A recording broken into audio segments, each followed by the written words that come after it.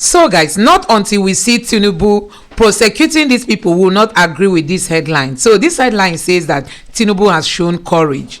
He has shown courage for releasing the names of those sponsoring terrorism in Nigeria. Yes, to an extent, he has shown courage, but not until we see him prosecuting these people. We will not agree with this headline. So guys, we all know that this list has been with Nigeria for a very long time.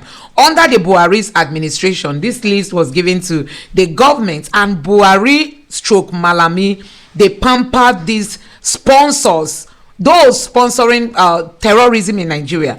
They didn't prosecute them, they didn't make their names public, and that is exactly what Tinubu has done. Yes, he has shown courage, but to a little extent. Not until we see him prosecuting these people, we will not agree with this to the fullest. So guys, let me allow you listen to an interview where a military man was asked questions about these sponsors, financiers for terror, and what he got to say. Take a look at this. That the federal government has released a list of some terror financiers, which include a Kaduna-based publisher, Tukomamu, and 14 others who were said to be funding terror in Nigeria. The Nigerian Financial Intelligence Unit reportedly listed the identity of the 15 entities, including 9 individuals and 6 bureau de change operators and firms, according to the newspaper. It said that the NFIU document showed that the Nigeria Sanctions Committee met on the 18th of March 2024, and specific individuals and entities were recommended for sanction following their involvement in terrorism financing. The Attorney General of the Federation, with the approval of the President, has thereupon designated the following individuals and entities to be listed on the Nigerian sanctions list. The document read in part: among the individuals named in the document was the Tuko, who is currently being tried by the federal government for allegedly aiding the terrorists who attacked the Abuja-Kaduna train in March of 2022. So guys, before I allow you watch the next video, you can see that Gumi has come out to fault the federal government that Nigerians are not the ones sponsoring terrorism. So guys, we all know that so many things are happening in the north. So many things are happening in the north, and most times these politicians don't have the political will to challenge the northern people because of elections. But it's good we are seeing this playing out. So you can imagine Gumi saying that this list is not real, possibly because his friend is also among those indicted in all this. Let me allow you listen to that interview. What do you make of this? This is something Nigeria has been battling to kill terror or terrorism on Nigerian soil for over 20 years now, from the northeast region. And we've seen some active roles of these terror gangs within the northwest region of the country in the name of banditry. And now one of the persons who is facing a trial over in the linkage to the attack on the train in Kaduna is also named Mamu in this particular situation. What comes to mind when you heard that the federal government, the Buhari government has said it, that they know those who are funding terror, they will release their names, but for 8 years that never happened? Yeah, thank you very much. I think this one place that we should give a pat at the back to the current government. I mean, I was on the air severally during the last regime for the 8 years, and I remember one of the points we drove home very strongly was the fact that there was a lack of national will to deal with this situation, and that the will was not strong enough by the government at the time. And so it is good to see a government that is showing a stronger will to deal with these situations. Because I've said it again and again, that what we have is a political strategic problem masquerading as security challenges. I've said that 1,001 times. You will agree with me as this thing began to unfold, that now we are seeing, in fact, what I would call a simple step that is really a giant stride, like taking this step to bring out and call out these names and take this next step. In my analysis of insurgency and terrorism, I've talked about 8 S's. And indeed, one of the S's is what is coming out now. Sponsors. Because out of the 8 S's, all the approaches we have applied in trying to solve insurgency and terrorism in the country are just about 2 components of those 8. So adding this third one to it, we go a long way. Because it's like we've been dodging the issue. It's like we've been dodging naming the enemy, naming the adversaries behind this problem. I mean, we even agree to the fact that, are we saying that the gates of hell were opened suddenly and Nigeria just having this all-round challenges, security challenges coming? Is it that aliens were sent from some abyss to come and attack Nigeria all at the same time? No, the indices and the indicators certainly speak differently. It's obvious that there's some central control and command and control of those who are doing these things. Because for them to be happening concurrently all over the nation, you know that there is something that it's not by the individual actors. Okay? These are clear indices that anybody in the intelligence circle or in the security circle can pick them readily. Okay, so for me, this is a major step forward, and I think we should follow it up with subsequent steps that will create enough deterrence. Because it's like some people have gotten away with blue murder all of this while and thought that nothing, they can go scot-free and nothing will happen.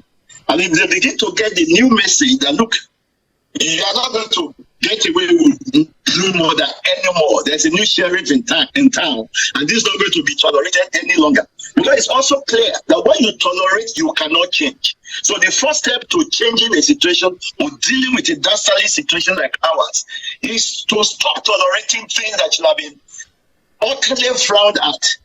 So good step. That's what I would say. And of course, I expect that this will be followed up by the security sector, all the forces, services, agencies, with the freedom now to deal with these issues and all the other dimensions to be brought on board so that we can have, a holistic, concurrent actions dealing with these 6 different components and sectors of insurgency and terrorism. And that will give us the solution we've been looking for. Yeah. Now that we have these names, what do we do with them as a nation? Technically, what happens afterwards?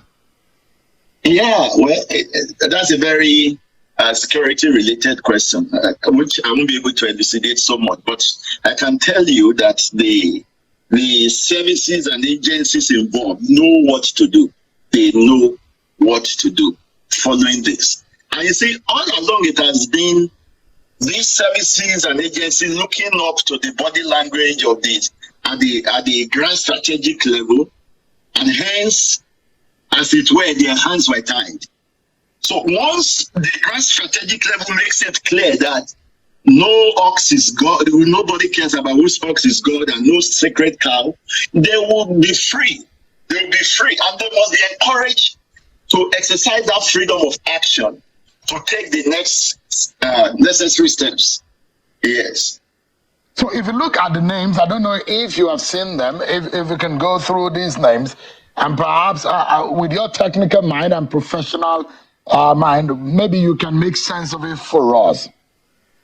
We have Tuko Mamu, Yusuf Ghazali, Mohammed Sani, Abubakar Mohammed, Salamuddin Hassan, Adamo Ishaq, Hassana Oyiza Isa, Abdulkarim Musa, Umaru Abdullah, and 6 BDCs and firms include West and East Africa General Trading Company Limited, Satins Bureau de Change Limited, GSI General Enterprises, Desert Exchange Ventures Limited, Eagle Square General Trading Company Limited, Alpha Exchange BDCs. I'm trying to do some investigation to find out the real persons and find out the linkages, the identity of this person. We're trying to. It looks like some of these names carry multiple identities because maybe some of them have some kind of generalized names, But let me allow you to, because we try to check who they are, we try to identify, put faces to these persons, and maybe now that the names are public, maybe people can know who these persons are. Or from your mind, General, if you have this list in your hands, what comes to mind if you look at the names, trying to analyze the names? Yeah, thank you so very much. We are getting to brass tacks now. That's what it means. I think we are unveiling the thing that hitherto have been covered.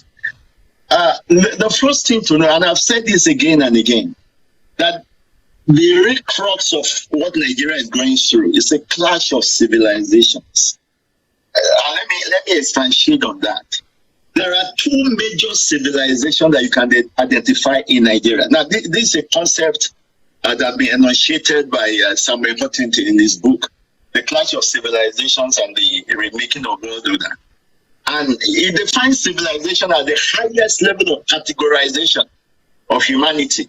I mean, from after you say the human or humanity as one single entity, the next categorization really would be civilizations, because it cuts across religions, ethnicity, nations, kingdoms, principalities, city-states.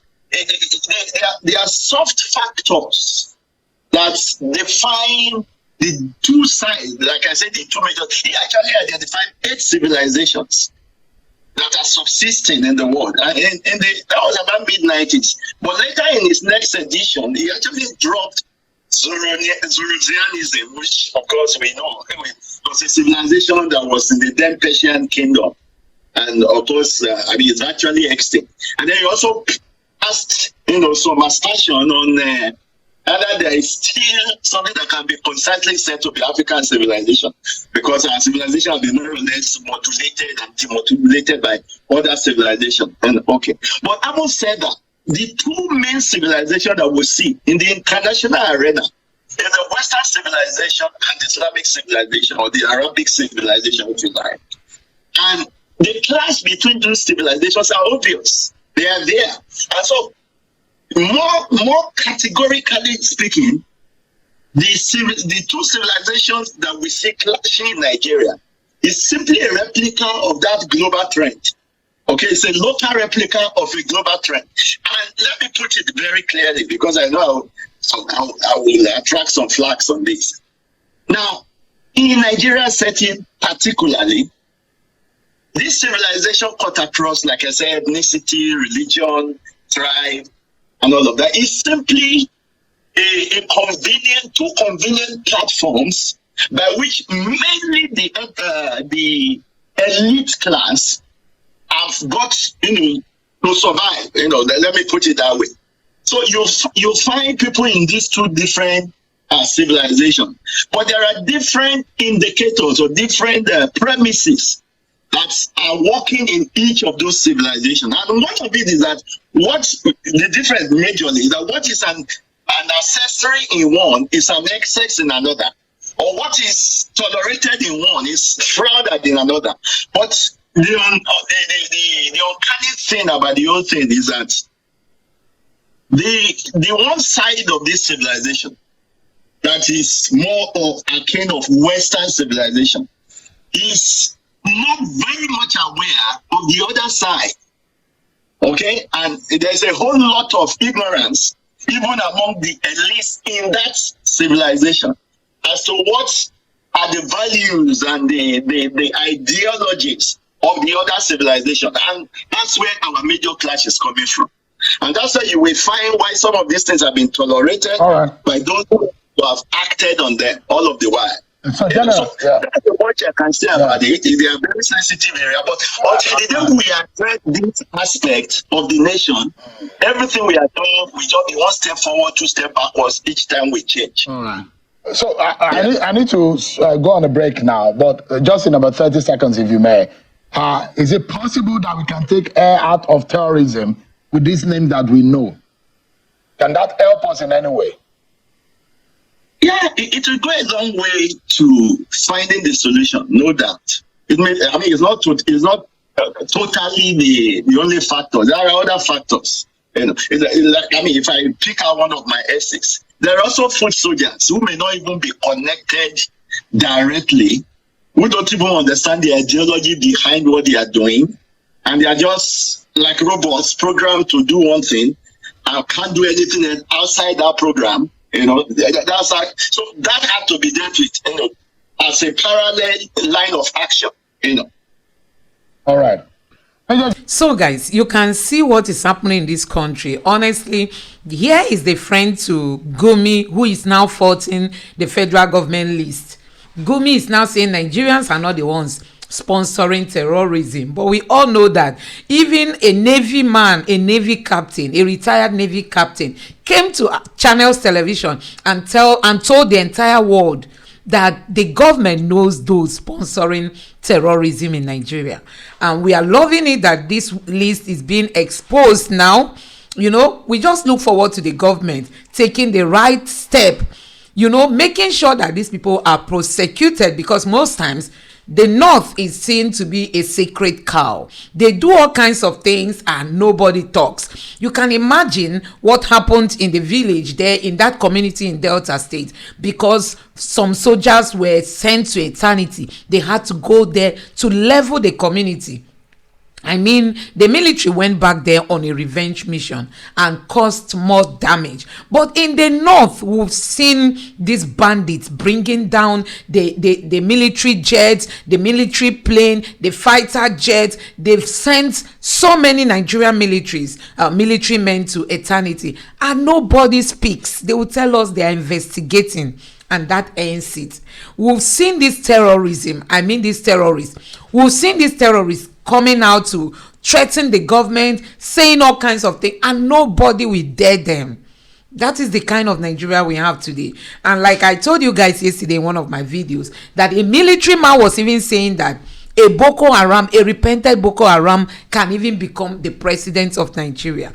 So these are where we are having challenges, because some people are seen to be sacred cows. They are seen to be the real owners of Nigeria, while the others are fake. So no matter what they do in Nigeria, they can go scot-free. So guys, let me know what you think about this in the comment section below. Please don't forget to subscribe to the channel and turn on the notification bell, and drop your thoughts in the comment section below. Thank you.